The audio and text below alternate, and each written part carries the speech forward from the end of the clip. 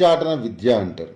అంటే ఏ వ్యక్తినైనా ఒక ప్రదేశం నుంచి వెళ్ళగొట్టుటకు ఒక వ్యక్తిని కానీ, ఒక ఊరిని కానీ, ఒక ప్రాంతాన్ని కానీ వాళ్ళని అక్కడి నుంచి తరిమేయాలంటే ఈ ధూమావతి విద్యను మాత్రమే చేసి తీరాలి. ఇవన్నీ కూడా భేత్కారణి తంత్రంలో చెప్పబడి ఉన్నాయి. కాళీదేవత యొక్క వృద్ధ రూపమే ధూమావతి దేవత. ఈవిడ్ని ఆవిడ స్తోత్రంలో ఇలా స్తుతిస్తారు. సంధ్యాయాం వృద్ధరూప గలిత కుచయుగా ముండమాలాం వహంతీం సాదేవి దేవదేవి త్రిభువన జనని కాళికాపాతు యుష్మాన్. సృష్టికి ముందు ఉన్న తమస్సు, నిశ్శబ్దము, స్తబ్దత ఆ రూపమే ఈ ధూమావతి దేవత.